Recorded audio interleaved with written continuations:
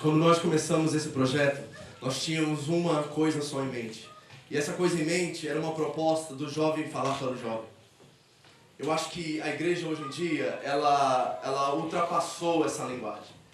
E ela não consegue, de certa forma, falar diretamente ao jovem pela linguagem do jovem. Então esse evento, você talvez está aqui numa igreja, talvez pela primeira vez, ou você está aqui nessa noite, você nunca teve num evento como esse, mas a nossa proposta inicial desde o começo foi essa.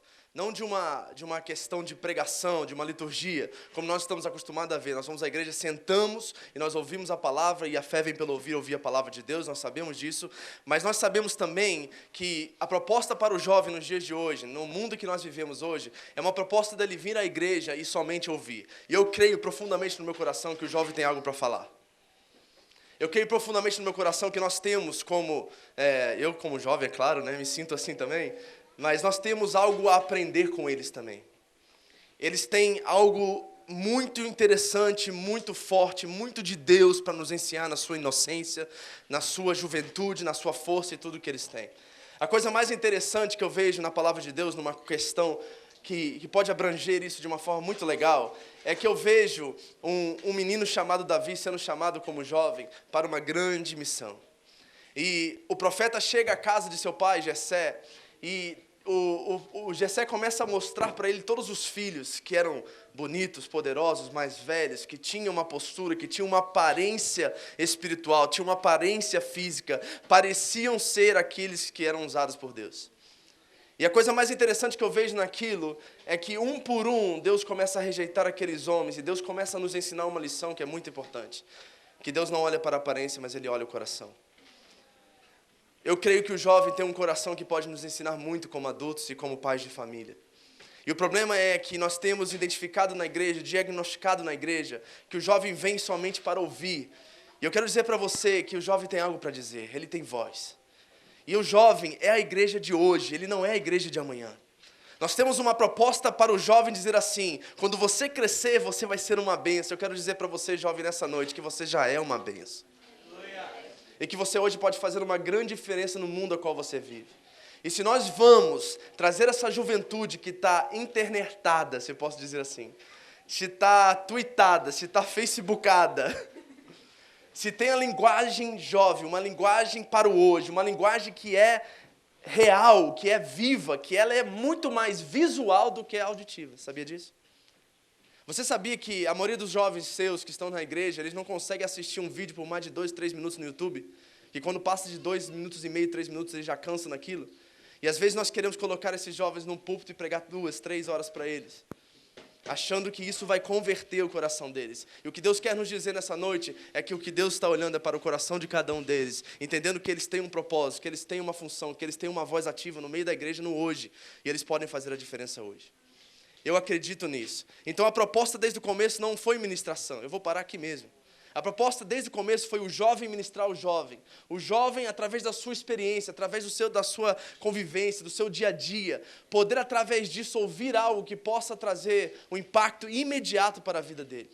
Algo que possa ser falado agora, não através de mim, não através dos pastores, não através dos líderes, mas através deles mesmos, para eles mesmos. Então, com essa proposta, que é essa noite, uma coisa direta, rápida, você está vendo que nós não estamos tendo intervalo, porque eu acredito que o jovem quer coisa assim. O jovem, gente, quando ele coloca pipoca no micro-ondas, ele detesta esperar 4 minutos. Se tivesse pipoca de 1 minuto e meio, ele comprava aquela, porque ele não quer esperar, porque o filme vai começar. Então, ele quer uma coisa imediata, rápida, que vai falar com ele rápido, e ele vai agir rápido, quando nós nos propomos a fazer essa proposta a ele. Eu queria fazer uma coisa bem rapidinho aqui, eu gostaria de chamar 3 pessoas aqui na frente, de 3 igrejas diferentes. Eu gostaria que o Eduardo escolhesse alguém de Fuji para vir aqui, pastor Wilson escolhesse alguém daqui, e o Marcos escolhe alguém da Praise Church para sentar aqui. Pode vir, querido, senta aqui. Marcos, quantos anos você tem? 20. Quantos anos você tem? Passa aí, fala aí pro pessoal. 16. 16. Tenho 22. 22, você se acha velha? Isso aqui, aumenta aí. Ok. Então, a pergunta é, porque eu quero que vocês falem, porque às vezes nós pastores, nós temos o síndrome do achar que nós sabemos tudo. Sabia disso, que pastor tem esse problema? A gente acha que a gente sabe tudo. E a verdade é que nós às vezes não estamos muito dispostos a ouvir vocês. e nós criamos um ambiente para vocês a qual nós achamos que você vai gostar, a qual nós pensamos que é biblicamente correto. Mas o que eu aprendo na Bíblia, através dos apóstolos, é que Paulo vai nos ensinar que ele quer ser como o grego para ganhar o grego, ele quer ser como o judeu para ganhar o judeu, ele faz o que for possível para que todos sejam salvos. E ele traz uma linguagem que possa ser alcançável a qualquer povo, a qualquer hora. O que eu estou dizendo aqui não é uma mudança de conteúdo. O conteúdo é o mesmo, querido. A cruz continua, o único meio. A mensagem é a mesma. O que eu estou dizendo é que eu posso falar essa mensagem para você de uma forma diferente sem perder esse conteúdo. Então, a pergunta que eu faço para vocês, eu quero que vocês falem à igreja, que aqui nós não somos 3 igrejas, nós somos a igreja. Amém. É que você explique isso. Será que nós, como igreja hoje, estamos dando voz a você, juventude? Essa é a pergunta que eu quero dizer. Bom, queria agradecer a oportunidade aí, né? E é uma pergunta um pouco difícil, né? Para responder em 5 minutos. Mas eu acredito que é aquilo que você falou, né? Às vezes os pastores, a liderança da igreja acaba tendo um cuidado, assim, como se fosse de primeiro filho, né? Nasce o primeiro filho, aí, não, você não pode fazer isso, você, olha o que você está fazendo, entendeu? E às vezes a gente, os jovens, acaba ouvindo mais a voz dos líderes, né? Do que a voz de Deus. E isso acaba tendo pessoas entre Deus e essa pessoa. Eu acho que é isso que tem acontecido. E isso acaba dificultando, porque os jovens ficam assim, ao mesmo tempo dentro da igreja, assim, achando que estão fazendo tudo certo, porque os pastores, eles estão fazendo o que os pastores estão falando, mas eles esquecem de ter um relacionamento com Deus. Eu acho que é mais ou menos assim que eu penso. E eu creio que Deus tem muito para os jovens aqui do Japão. E eu creio que a gente vai mudar essa nação, entendeu? Só que eu acho que realmente começa, que nem nesse evento aqui, começa a gente, em vez de a gente ficar assistindo, a gente vai e faz. Então, eu acho que vocês estão de parabéns. Amém? Mais ou menos isso que eu penso. E aí, pronto. É ótimo que você tem 16. Mano, ó. O pastor Luiz tá liberado de falar, pastor? Tá liberado. Aí, ganhou, mano. Aproveita que não vai ter outra chance.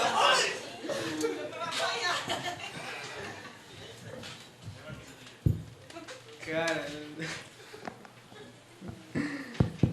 E aí, mano, nós falamos a sua linguagem ou não falamos? O que tá faltando? Ai, que falta. Bom, na minha igreja, assim, eu acho que eles falam, assim, né, nossa linguagem, porque, sei lá, tem os líderes jovens, bastante gente jovem lá, né, e, o povo é bem animado lá, então é mais fácil de entender lá, tipo, é mais fácil você conviver com o pessoal, porque a idade é meio, meio parecida. Quer dizer...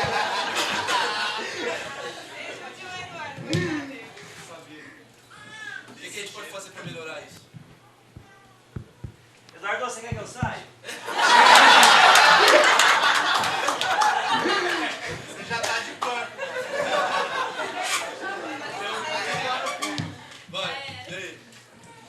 Melhorar isso. Ai. Eu nunca parei pra pensar nessas coisas. O que você falou com o Eduardo? Eu quero saber, velho. O que eu falei com ele? Ai. Falou quantas coisas? Ai, que mentira.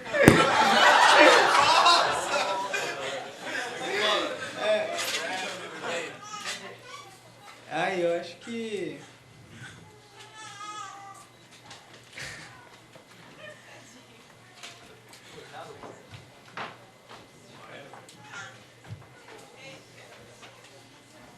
Acho que...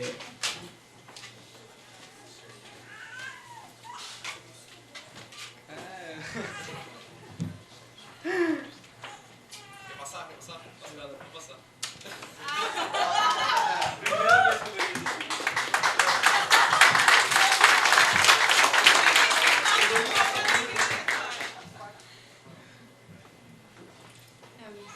Boa noite, eu já sou um pouquinho mais velha, minha vida não é tão jovem, já sou casada, sou mãe de um menino de quase um ano e 2 meses, apesar de ser nova. Vim de uma igreja de jovens, hoje congrego numa igreja tradicional, né? E eu penso assim, né, que os jovens, muitas vezes, eles têm muitas coisas para falar, ideias, e às vezes a gente pensa, né, que a gente sabe tudo, que aquilo vai ser melhor para ele, né? Muitas vezes não dando ideias, né, não aceitando, né, as ideias ou achando que não tem potencial, né? Mas, assim, falando um pouco de quando eu era mais nova, né, eu me converti vai fazer 2 anos ainda. E quando eu era mais nova, realmente, igual o senhor falou, né, que a gente não tem paciência, a gente não quer ir para a igreja ficar escutando. A gente quer alguma coisa mais agitada, a gente quer energia, quer fazer como se fosse lá fora no mundo, né? Muitas vezes a gente quer trazer o mundo para dentro da igreja, né? Mas a gente tem que aprender primeiro que o mundo tem que sair de dentro de nós para a gente poder entrar, né? Dentro do reino de Deus, né? Aí eu não sei. Sobre... Mais uma perguntinha, rapidinho. Sobre esse tema sexualidade, nós falamos aqui um pouco no vídeo sobre namoro, os meninos falaram sobre preconceito no teatro, falaram sobre... E o que eles representaram aqui no teatro para mim foi muito legal, porque eles não esconderam nada. A verdade é que se você, pastor, líder, a pessoa que está na igreja, acha que seus jovens não estão falando isso na escola, você está muito enganado. O problema é que eles não têm voz de expressão fora do mundo. Eles entram na igreja e eles têm que se tornar santos. Eles não têm essa proposta de saber que a vida é uma adoração a Deus, que nós temos que ser santos 24 horas ao dia. Não é simplesmente quando nós nos encontramos e reunimos como igreja. Então, por ele não ter esse canal onde ele possa despertar, onde ele possa ser sincero e não ser punido, porque essa é a questão aqui, por que o jovem hoje não tem um livre acesso na igreja? Porque toda vez que ele fala, ele pode ser punido. E ele já tem esse exemplo dentro de casa, quando ele fala com o pai e ele faz alguma coisa errada, o pai não senta e conversa e descobre por que aquilo que aconteceu levou ao resultado que levou. Ele tem uma proposta já de punição que vai castigar, então nós reprimimos cada dia mais a juventude. E eles aprenderam isso em casa. E quando chegam na igreja, eles vejam a figura do pastor como um pai, muitos deles, e vejam que vão ter o mesmo resultado se eles forem abrir o coração e falar. Uma das propostas que eu tenho com a minha juventude é sentar na minha casa e falar assim, e aí, o que vocês acham sobre isso? E eles abrem um jogo, tem vezes que eu não falo nada, eu deixo eles falarem. E essa questão deles poderem ter essa voz, esse lugar onde eles encontram confiança, onde eles não são punidos, onde nós podemos ensinar sim a palavra de Deus, mas não dizendo para eles, tem que fazer isso, senão isso aqui vai acontecer, mas dizer assim talvez, olha, quando eu era da sua idade, eu caminhei por outros caminhos, eu descobri outras coisas, e por esse caminho aqui eu quero dizer para você que você vai cair. Mas meu amigo, quem toma essa decisão não sou eu, é você. De ele ter um lugar aberto onde ele sabe que ele vai ter uma voz que ele possa ouvir. Então, a minha pergunta para vocês na questão de santidade é, você acredita que hoje a igreja, eu não estou falando de igrejas específicas, mas a igreja, ela dá essa abertura para o jovem chegar, confessar seus pecados, ela dá essa abertura para o jovem chegar e falar assim, pastor, eu estou em luta na minha área sexual, eu estou preso na pornografia, eu estou precisando de ajuda, eu não consigo largar. Você acha que hoje, nós, como a igreja que eu falo, eu sou responsável por isso também, eu tenho culpa nisso também. Nós temos dado essa abertura, esse canal para o jovem hoje, dele poder se sentir seguro e não se sentir punido, e sentir que ele pode ser ouvido, que ele pode falar, que ele não vai ser punido, porque a graça de Deus vai tomar conta disso e vai mudar esse resultado. De novo, uma pergunta difícil para responder em poucos minutos. Mas assim, eu acho assim, eu falo por mim, que até a igreja, os líderes, eles são abertos a receber, né, os jovens para falarem disso. Só que eu acho que eles têm muito medo, né? Muito medo porque se você tem um cargo, se você faz alguma coisa na igreja, você acaba pensando assim, poxa, se eu for falar para ele que eu tenho esses problemas ainda, talvez eu seja colocado de banco. E eu acho que antes de tudo isso, de você ter um cargo, né? Eu acho que você tem que primeiro ver a sua vida espiritual e realmente ser aberto com o seu pastor. Porque se você não fizer isso, você sempre vai estar caindo nas mesmas coisas. E só alguém que tem mais experiência que você vai poder ajudar você, né? Nessas áreas que você tem dificuldade ainda. E realmente eu acho que é importante ter total liberdade para falar. Você acha que a questão é muito mais da pessoa em si do que da liderança? Eu acho que a pessoa já vem com certo receio que vai ter punição e por isso ela não está disposta a abrir e continuar vivendo, mesmo cumprindo o ministério, fazendo o que está fazendo, vivendo uma vida dupla, mas para ela é muito melhor do que ser punida, do que ser castigada. Você crê nisso? Eu acho que isso é isso, porque isso é até no mundo lá fora, né? Se você, digamos, você está trabalhando e você solta um furiô lá. Se você falar que você fez isso, você vai ser punido, né? Então acho que isso já é do ser humano, que nem Adão, né? Falou, foi essa mulher que você me deu. Certo. Então acho que vai mais ou menos por aí. Eu acho que a igreja se esforça, né, para ouvir os jovens. Só que isso daí vem um preconceito dentro Do próprio jovem. da gente. Amém. Glória a Deus. Mano, fala pra mim uma coisa, vou te ajudar, tá? Você acha que hoje, seja sincero, tá? Não pode ser o pastor Eduardo aí. Eu sei que são homens de Deus e vão saber ouvir isso com clareza. Você hoje tem 100% de confiança que você pode chegar no Eduardo, chegar no pastor Luiz, sentar com ele, rasgar seu coração e falar assim, pastor, eu tô em pecado. Eu tô preso nisso, tô fazendo aquilo. Você acha que você... Como tá seu coração acerca disso? Você crê que você tem essa liberdade hoje? Seja sincero. Eu acho que... Quer dizer, tem, mas nem tanto, né?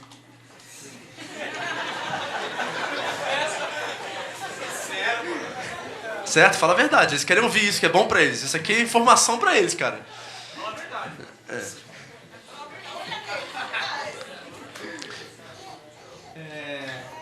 Não, acho que tem sim liberdade, assim, mas... Você acha que nem o Marco, que talvez o medo é maior, é seu do que... acho que é. Certo. Por causa de...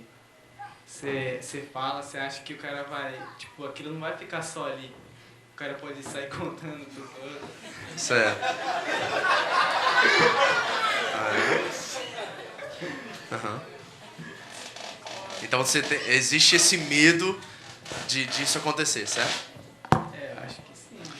E sobre essa questão da sexualidade, você acha que você tem essa liberdade hoje na igreja? De você ter uma conversa sincera com um outro irmão, uma pessoa da igreja, de você poder abrir seu coração, de você poder fazer isso de uma forma muito mais aberta do que escondida? Acho que... Se for falar assim com os líderes, assim, acho que é normal, né? Certo. Mas se for falar com os membros, já não. Você acha que você corre risco? Eu corro. Amém. Amém, isso aí. Amém? Amada, opinião feminina agora aqui. Amém? Eu quero saber dessa questão da sexualidade. Você acha que você hoje tem essa liberdade também de chegar na sua pastora, na missionária, na esposa do pastor e abrir seu coração sem esse medo de ser punida, sem esse medo de ser repunida, na verdade, né? Porque quando nós já chegamos no pastor, eu creio que a maioria de nós já nos confessamos nossos pecados, nos arrependemos e nós somos punidos novamente, certo? Então, essa questão, você acha que você tem essa liberdade hoje? Você acha que ela existe? Você acha que ela é real? Eu acho que essa liberdade existe, mas vai muito da gente também tomar a iniciativa de ir, né? Porque como os meninos falaram, né? Muitas vezes a gente peca, a gente vai lá, erra, por mais que a gente se arrepende, a gente fica com medo, fica com vergonha daquilo, às vezes da igreja ficar sabendo, do que as pessoas vão falar, do que as pessoas vão dizer. Muitas vezes a gente mesmo se fecha, né? Não que às vezes a igreja não dê liberdade, né? Mas a gente acaba se fechando, né? Eu acho que lá na nossa igreja, pelo menos, todo mundo tem a maior liberdade, vai mesmo de cada um querer ir buscar, né? E se sentir, não questão de se sentir à vontade, né? Porque essas coisas não é bom, né? Ninguém nunca vai se sentir à vontade, mas né, de cada um mesmo tomar a iniciativa de ir mesmo, né? Lá e falar. Amém. Vamos dar uma salva de palmas para os três?